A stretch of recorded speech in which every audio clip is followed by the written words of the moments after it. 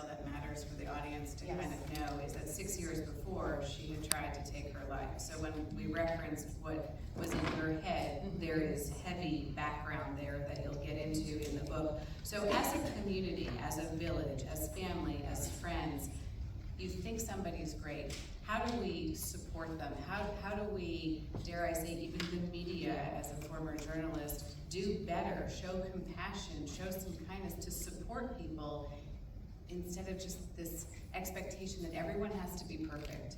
And of course they're great and they can handle the pressure. Even if you've never had depression, I can't imagine that there's a Miss USA who didn't have a moment thinking she was in over her head, right? So it would be natural. So how do we as a community support each other? I love that question.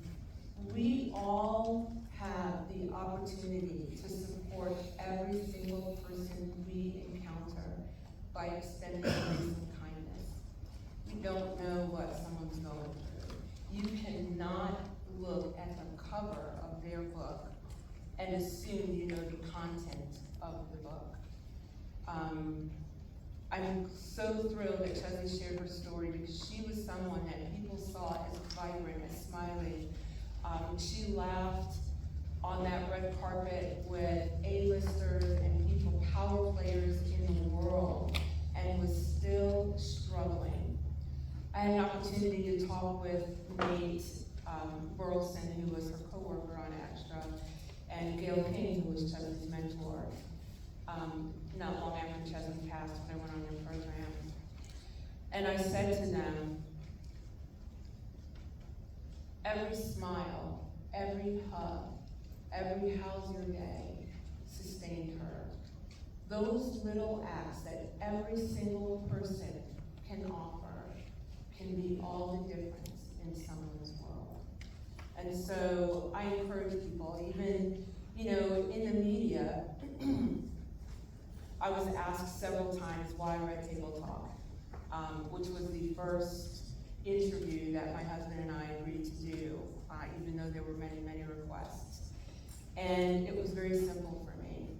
I felt that I would get the comfort and compassion I needed sitting at a table with two women who were mothers and a young woman, Willow, who was a daughter. I felt like I would get the compassion I needed in that moment to be vulnerable, as opposed to trying to do a 6-minute soundbite or a quick rush interview with commercial breaks. Compassion just goes a long way. Let's talk a little bit about drive and passion, and as a parent, how hard we push and how much of it is self-driven. There was a section that I made note of that I thought was so interesting. This is when she was at USC.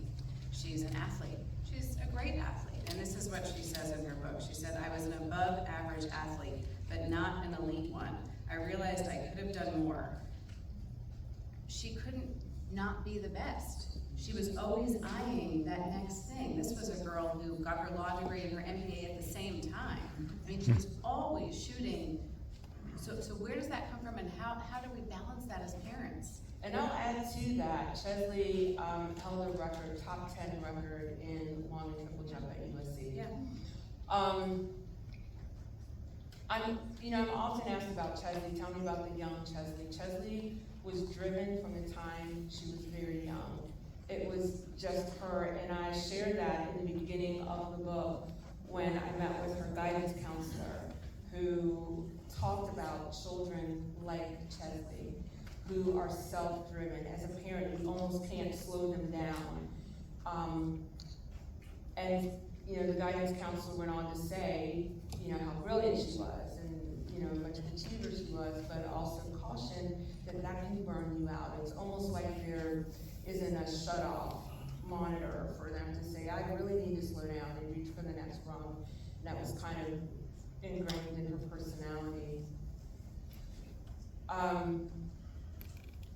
Cheslie's self-imposed desire for perfection